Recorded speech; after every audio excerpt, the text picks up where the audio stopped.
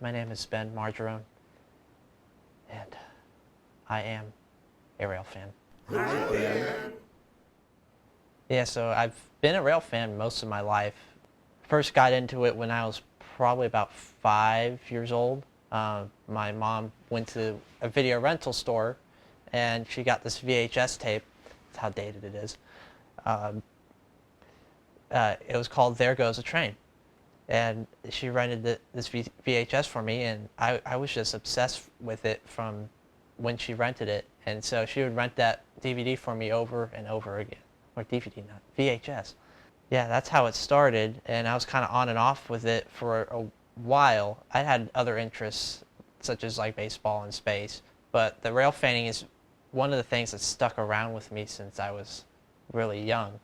So I originally was born and raised in Lake Tahoe, and the closest place that I could watch trains was Truckee. And Truckee was one of the spots that my family would always take me if I wanted to watch trains. And I just remember watching them go by and how loud they were in Union Pacific and Southern Pacific, since it was so early on after the UP-SP merger that, Southern Pacific still pretty much had a place there. We'd go to CSRM down in Sacramento. My sisters lived in Sacramento, so we would visit them and go there. We would take many trips just to see trains just for me. The skunk train, we went one time, we went up to Shasta. We'd even go down to San Diego and down there too, just to see trains. I didn't really start getting into it until I was 12, when my mom had this point and shoot Kodak camera, and I found out it had a video function.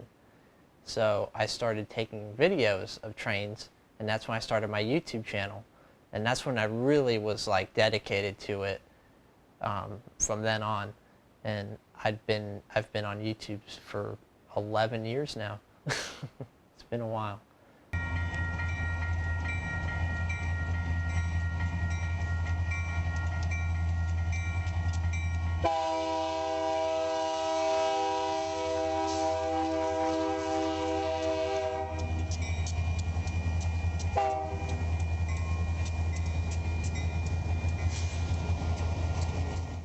Luckily, I had tolerable parents. They weren't, dedicated to it like me. Luckily, I have my mom. My mom, thank you, Mom, for staying out near the railroad tracks day in and day out. We'd stay out there forever till after the sun went down. She was, like I said, tolerable at most. There was plenty of times where she's like, "Can you go home? Can we go home? Because I don't want to sit out here all night."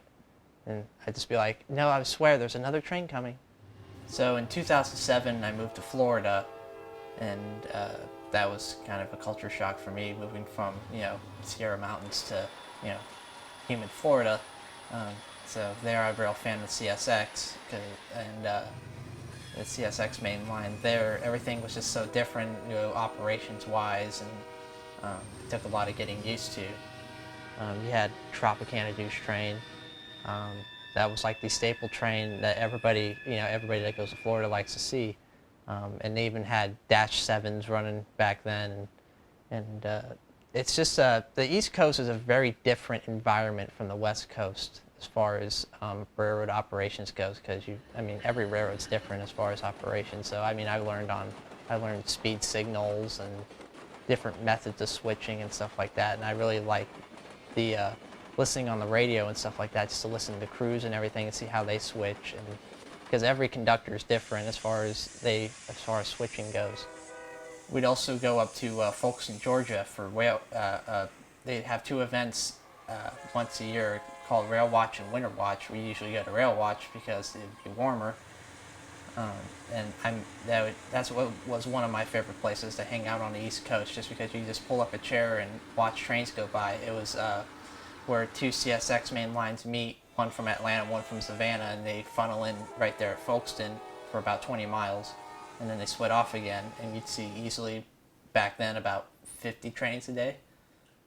I also met quite a few good friends at Folkston too. My friend David Yantz. I also met Vic Lewis, who's a train dispatcher with CSX, and they've been my good friends for place 9 years now.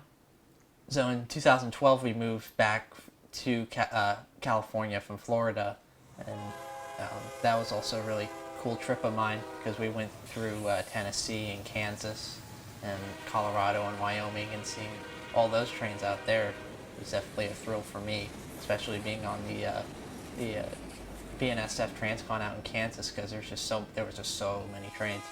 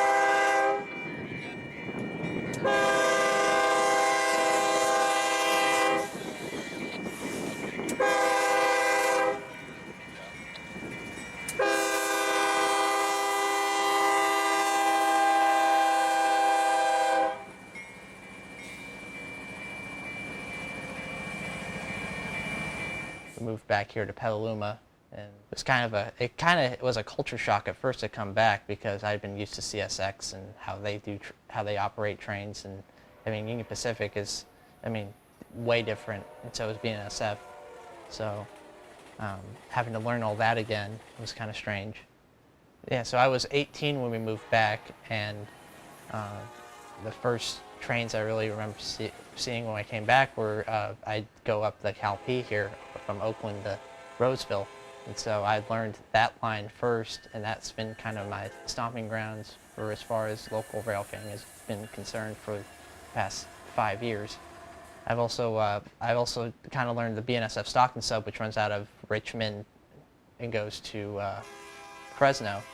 And so that's also been one of my favorite lines to railfan, just because the variety of power and stuff like that you would see. Like, you could go out there back 3 or 4 years ago, and you could see at least 4 different railroads on one day if you were lucky. And so that I always found cool with BNSF versus the UP. UP usually is all yellow, and the Cal P pretty much is all Amtrak, so I'm not really an Amtrak. I like Amtrak, but it's not something I like photographing more than, Union Pacific. I'd rather photograph freight trains. So the first interactions I had with rail fans in the state of California was back when we moved back here. I met my good friend Hunter Lose at a Davis Railfan meetup, and we had been talking before then because we had a mutual friend who lived in North Carolina. His name's David Yont, and he was coming out here to see the 844 when it came in back in September of 2012. So that was his first big West Coast trip out here. So he told me to get in contact with Hunter, and we started talking from there, and we didn't actually meet up until Davis, I think it was August.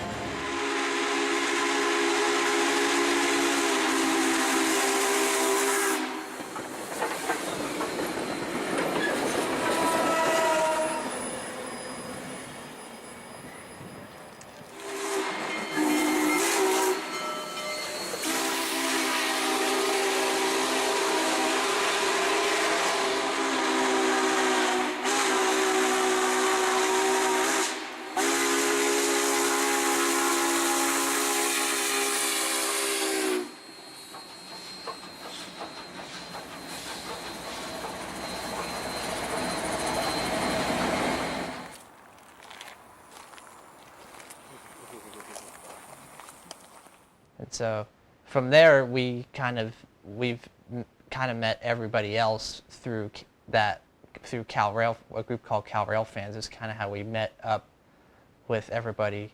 Ryan Clark is another good friend of mine. I met him at a Railfans meet. Michael Scholes I met through Railfans, I believe. Yeah. One of the first big Railfan trips I took was with my good friend Hunter Lose. We went and visited my friend David Yonts on the East Coast. We went from North Carolina to Virginia, West Virginia, Pennsylvania, New Jersey. We did the whole eastern seaboard. We stopped in Roanoke, Cass, Scenic Railroad, Horseshoe Curve, which was my favorite part of the trip. Just to see that was alone one of the best parts of the trip. Then we went to Steamtown, Scranton, Strasburg, and that was just one of the most amazing trips I can remember so far being a rail fan.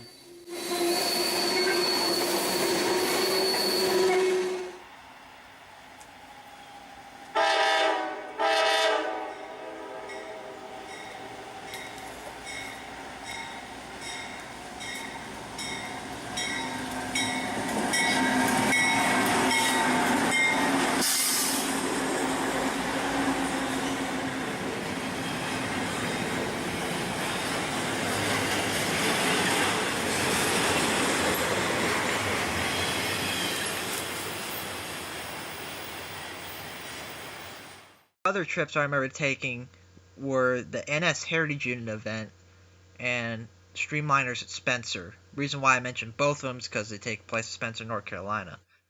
The NS Heritage Unit event took place on July 3rd and 4th of 2012, and that was really cool to see all 20 of them together, and especially since I think 4 of them weren't even in active service yet. They brought them directly from Indiana to Spencer for the display. And that was a very, very hot weekend. I remember most of the time being spent in the Amtrak display train in the Viewliner sleeping cars with the AC cranked down to 50 degrees. Streamliners at Spencer was also a cool trip to see all the early cab units, the 611, and a bunch of other units all together.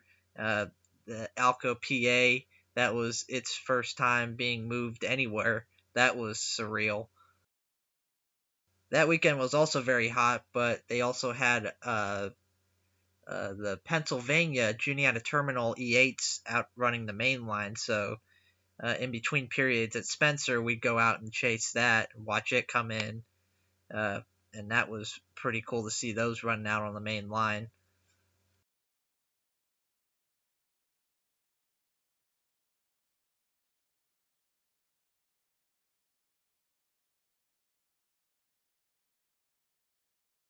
One of the best pictures I have from Streamliners at Spencer was an aerial shot of the UP 949 coupled to the N&W 611 on the turntable.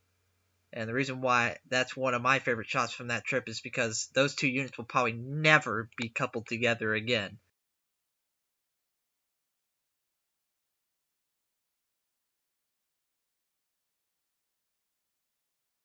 One of the other trips I took was in 2014 up to Washington State and Oregon. We took the Coast Starlight up, and it was October, and so it rained most of the time. But we stayed in Portland a couple of days, and we went up to Centralia, Washington, and then we went over Stevens Pass, and that was one of the more beautiful trips I've taken. Just to see the fall colors and the rain and everything. I don't know if I wanted to see Stevens Pass any other way. It was just gorgeous.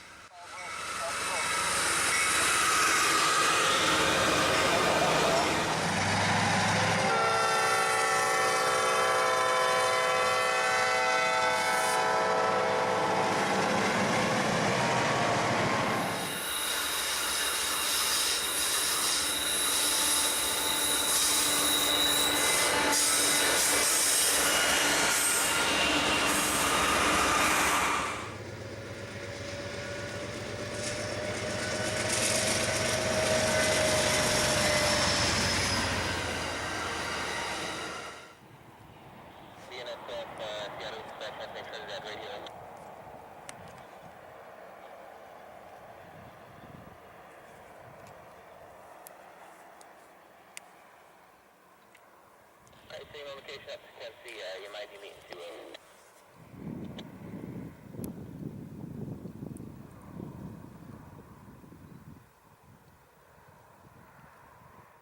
Another trip I took was out to see the Norfolk and Western 611 with my friends Hunter Los and Ryan Clark. We went to Roanoke and chased the 611. And that was really cool for me because I'd seen the 611 just kind of statically sitting in the Virginia Museum of Transportation, and to actually see something go from a static display to actually running out on a main line was actually really, really neat to see. Not only that, we went and did a bunch of short lines to Carolina Coastal Railroad, Railfan NS, all that good stuff.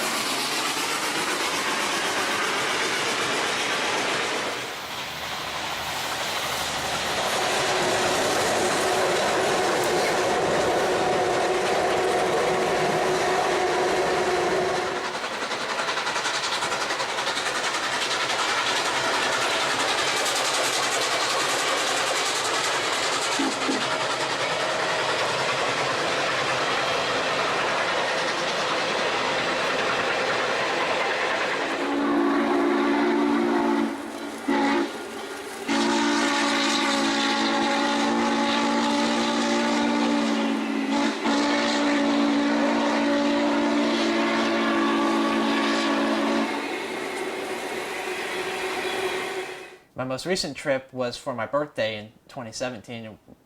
We went up to see the 4449 in Portland, and it ran to Bend, Oregon, and back. And that was really cool because that happened on June 24th and June 25th, and my birthday is June 23rd, so I got to see the 4449 for my first time on my birthday weekend. I met up with Hunter Los and Michael Scholes, who are two good friends of mine, as I've mentioned. The chase went very well. I've got a lot of good photographs, but I think my favorite one was at Twin Bridges. We'd hiked on the side of this hill and got a picture of 4449 over the Chutes River, and that was like my favorite picture of the trip. Also got a good shot of it going across Madras, the high trestle at Madras, and also at Dallasport, where we stood on a road bridge with no sidewalk. And I shot it with coming through a rock cut on a curve, and then had Mount Hood in the background, and that was also one of my favorite shots. But the Twin Bridges shot definitely won me on that trip.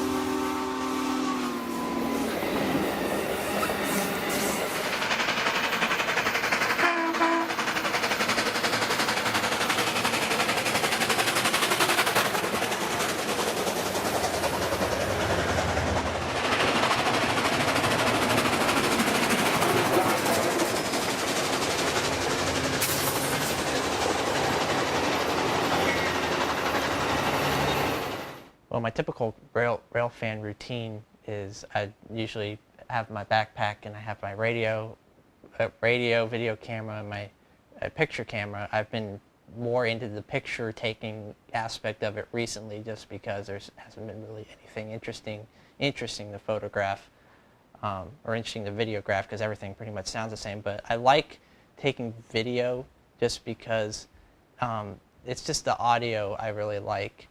It's like hearing the engines going by and the horns and the bells and the crossings, that kind of stuff.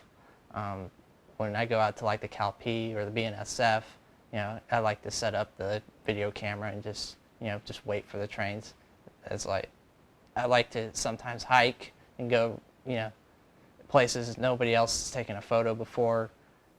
One of the few privileges I get to say is I'm a rail fan, but also a railroader. I hired on with the San Francisco Bay Railroad in October of 2017, and my friend Danilo Hawks got me that job. He now works on the Northwestern Pacific out of Shelbyville, and I've been a conductor there since October. Yeah, so a big thing of what we do at the San Francisco Bay Railroad is we put together the dirty dirt trains that go up and down the peninsula, and it's the only through freight on Caltrain on the peninsula. Everything else, there's a yard job that comes and picks up the cars for the unit train. It's a 70 job out of South San Francisco. They pick up the cars in two halves, and then they'll send it out as a unit train normally. And it's now the only through freight on the peninsula and in the South Bay too. So it's very different being a rail fan and being a railroader. I've always listened and watched crews switch, and every crew has a different way of switching. But to actually do it yourself at first is really wild, because you have to have you got to have an end game in mind. You can't just shuffle cars around and hope that everything goes well. You have to have plans and everything. So going from watching crews switch and listening to them switch to actually doing it myself it was a tough transition at first, but now I feel like I've got it. So San Francisco Bay Railroad, we operate Alco S2s, which were built in 1944 for the state belt of California, which ran along the Embarcadero. They eventually went to the San Francisco Belt Railroad in the 1970s, and I think they've been down at the yard since the mid-2000s, when I think they were both owned by GGRM, and we've been using them down there ever since. And to work on something that old, it's actually really cool on a daily basis.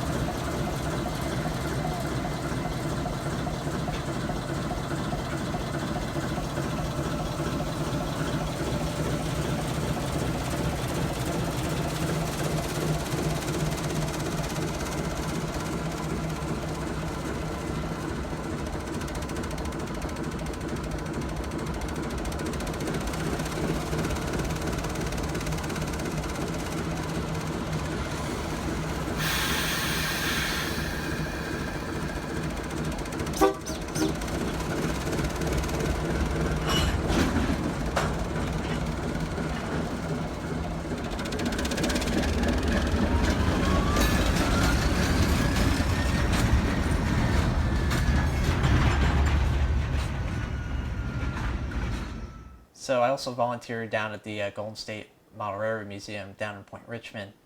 I run N scale down there, and that's we run usually Saturday and Sunday. I think they run Wednesday too. We that's really cool for me. I like seeing the young kids come in and they get mesmerized by the trains that running around on the track down there, and it's always really cool to see the parents and the kids come in and get mesmerized by the trains. I've been volunteering down there for a couple of years now. A friend of mine got me into N scale. I got more HO scale stuff than I do N scale currently. So when I initially started YouTube, I videoed crossing signals initially. I was obsessed with the different manufacturers of crossing signals and the bells and everything, the lights. I have quite a few crossing bells myself in my room. I also have a couple of air horns. One of them is actually on one of the Alcos down there right now, and the other one I plan to have on one of the Alcos soon. I have a XCSX Nathan Air Chime K5H. I also have a XLNN Nathan Air Chime M5. In the future, I hope to be engineer down at the San Francisco Bay Railroad and get some experience down there, and hopefully doing that, I'll be able to move on to a more significant railroad, like maybe G&W or Amtrak. But that's my biggest goal for the future, is just to be an engineer down there, because that's always been my childhood dream since I was a kid. One of the more interesting aspects I find about rail fanning is that there's just so many subcategories to rail fan, because no one rail fan likes the same thing another rail fan does. And so that's always very interesting to me, to meet other rail fans and find out what their interests are, because like I said, no rail fan is alike, and you get asked that by the public all the time. And like, how did you get into the hobby? Why do you like trains so much? And it's never it's always a complicated answer. There's no simple answer to that question, which is interesting. So this is my Western Railroad Supply Company mechanical crossing bell.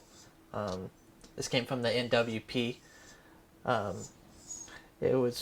believe it was probably built between 1972 and 1975. But these were transition bells, because Western Railroad Supply Company got bought by the Federal Signal Corporation. And so the next bell I'm about to show you is actual Federal Signal's Western Cullen Division crossing bell.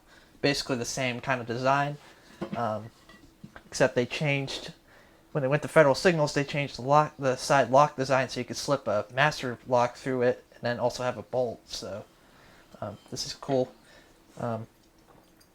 These all work, by the way. So and this is my Western Cullen Hayes mechanical crossing bell. So the Federal Signal Corporation eventually divested itself of the Western Cullen Division, and they merged with the Hayes Track Company, and now they became Western Cullen Hayes, and they make a variety of products such as derails and all that stuff besides crossing bells. This is an early model 333 crossing bell. It has a cast iron gong on it too, which is cool. Then this is the more modern representation of the 333. They started putting a double base on it, so it could fit on both a 4 and a 5-inch post. And this one came from the NWP as well. You can see that's pretty much what they look like on the inside. And this one also works too. This one's the coup de grace. This is a USNS model 15A, also known as a teardrop bell. I've had this for a while. This came off the NWP up on the up in Eureka, and it also works. It's heavy. And this is Wabco, same people that make the air brakes, mechanical bell. And this also came off the NWP, but this one was in San Rafael, I believe. And it also works, but you can't really tilt it to the side. So I got most of these bells off at eBay and through like trading meets and stuff like that. So this is my Union Switch and Signal mechanical crossing bell. Another one. These were made later in the 1980s. You have the teardrop bell, and then you also have the Wabco bell was made after the teardrop bell was ceased production. And then after Wabco stopped making their mechanical bells, they transitioned to using these bells, which is kind of cool. This came off the seaboard coastline in Florida. So this one by far was this is a Railroad Accessories company mechanical bell, and this one was by far the worst shape out of all the bells I've collected. It had bird crap, and it had pitted, basically, the rain shield. I mean, you can still see where it was, and also had a wasp nest in it, so that was very pleasant. And it works too.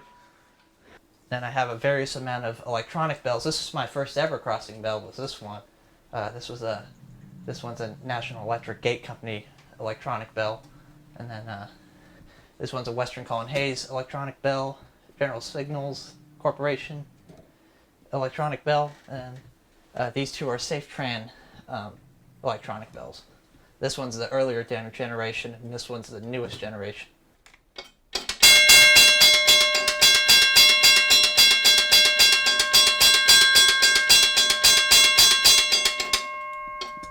This is my most recent acquisition. Is this XLNN M5.